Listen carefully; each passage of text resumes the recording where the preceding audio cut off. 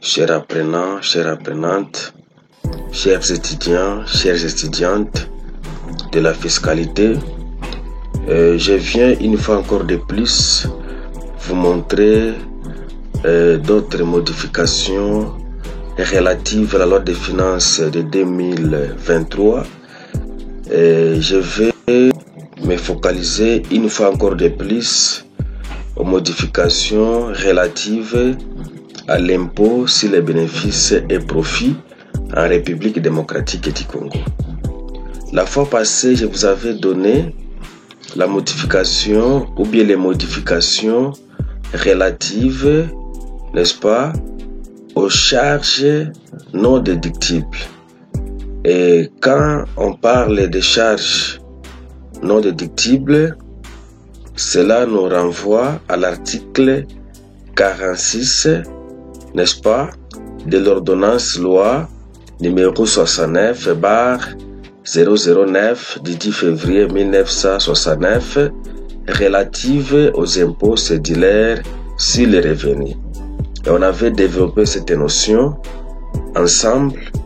Et aujourd'hui, je vais maintenant vous parler concernant les modifications apportées sur les charges déductibles telles que soulevées au niveau de l'article 43, n'est-ce pas, de l'ordonnance loi numéro 69/009 du 10 février 1969 relative évidemment aux impôts cédulaires sur les revenus.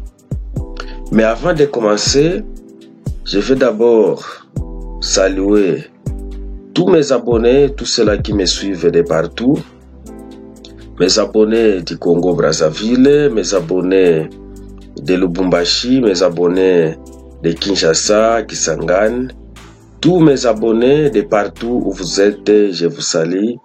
Je vous souhaite également une excellente journée ou une excellente soirée, ça dépend de l'heure que vous allez suivre cette présentation. Je suis tellement fier de vous et nous sommes déjà une famille. Ce que je peux vous dire, c'est tout simplement de vous encourager à partager mes vidéos comme vous le faites. Je vous encourage également à vous abonner à la chaîne si c'est la toute première fois pour vous de nous suivre. C'est très important une fois que vous parvenez à vous abonner à notre chaîne YouTube. Alors, comme je disais tout à l'heure, je vais vous montrer maintenant les différentes modifications de la loi des finances de 2023 qui ont été attachées sur les charges déductibles telles que soulevées à l'article 43 de l'ordonnance loi numéro 69/009 du 10 février 1969 relative aux impôts cédulaires en République démocratique du Congo. Alors, on va voir ensemble qu'est-ce qui était arrivé par rapport à cet article. Maintenant, par rapport à cet article, ce que vous devez d'abord savoir, comme je le disais à l'introduction, l'article 43 de l'ordonnance loi que nous venons de citer, cet article épingle tout simplement certaines charges déductibles qui sont reconnues fiscalement en République démocratique du Congo.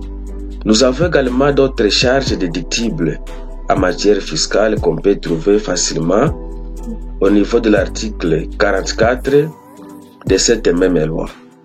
Alors, par rapport aux différentes modifications, on a constaté que le point 10 de l'article 43 de cette ordonnance loi, n'est-ce pas, a été modifié et complété de cette manière. Qu'est-ce qu'on a dit par rapport à ça? On nous a dit premièrement, les dépenses engagées à l'occasion d'opérations qui conditionnent l'existence ou le développement de l'entreprise, mais dont le montant ne peut être rapporté à des productions des biens et des services déterminés. C'est-à-dire quoi? Tout ce qu'on vient de citer comme dépenses, n'est-ce pas, engagées à l'occasion soit d'opérations qui conditionnent l'existence ou le développement de l'entreprise, mais dont les montants ne peuvent être rapportés à des productions de biens et services déterminés. Donc toutes ces dépenses-là, actuellement, sont considérées, n'est-ce pas, comme des charges déductibles de l'entreprise. Toutes ces dépenses sont reconnues actuellement comme des charges déductibles du point de vue fiscal. Alors, quelqu'un peut se demander, les dépenses engagées à l'occasion d'opérations qui conditionnent l'existence ou le développement de l'entreprise, mais dont les montants ne peuvent être rattachés à des productions de biens et services déterminés. Il s'agit de quoi concrètement? Si vous lisez la loi des finances de 2022, vous allez comprendre que les législateurs étaient clairs quant à ça.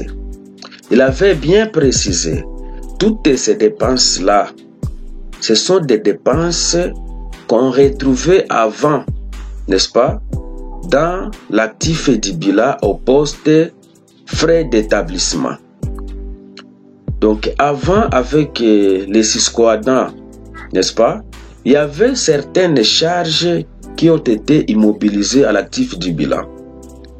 Ok? Et ces charges-là étaient considérées comme des actifs.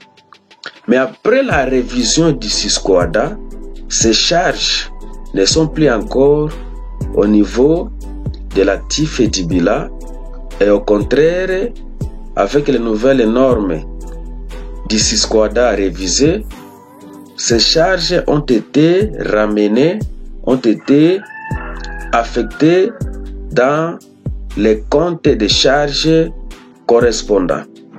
Alors, vu que notre système fiscal congolais est en train de s'adapter rapidement aux nouvelles circonstances, au nouveau contexte, n'est-ce pas?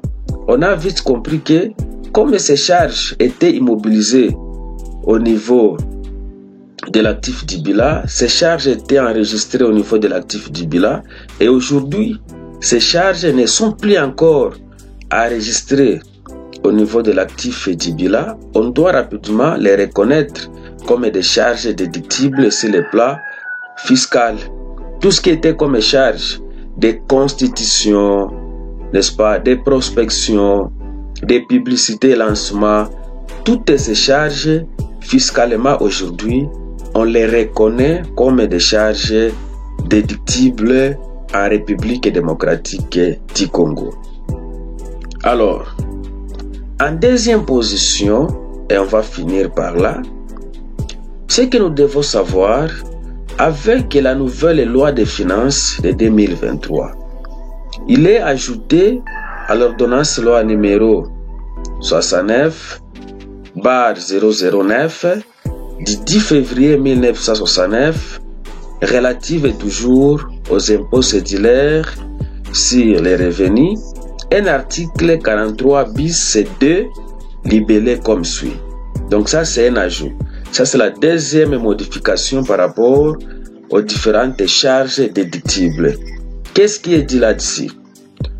Les intérêts, n'est-ce pas, servis aux associés ou actionnaires possédant en droit ou en fait la direction, n'est-ce pas, de l'entreprise, ne sont déductibles que lorsque les sommes laissées ou mises à la disposition de l'entreprise n'excèdent pas pour l'ensemble des 10 associés ou actionnaires les montants du capital social libéré.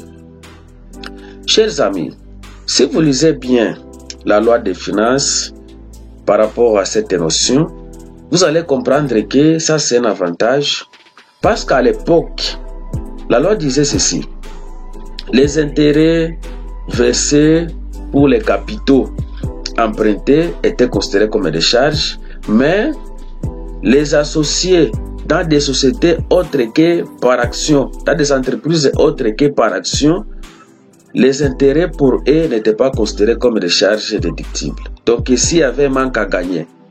Dans un français facile, c'est-à-dire quoi?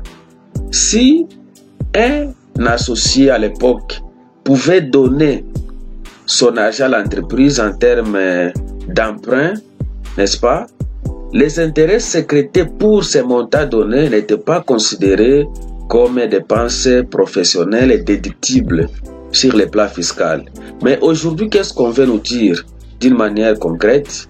Si un associé, si un actionnaire parvient à donner son argent auprès de l'entreprise dans laquelle il est considéré comme actionnaire ou associé, ces intérêts peuvent être considérés comme charges déductibles dans une condition que le montant donné ne dépasse pas tout simplement le capital social libéré. C'est ça tout simplement l'unique condition qu'on vient de fixer actuellement.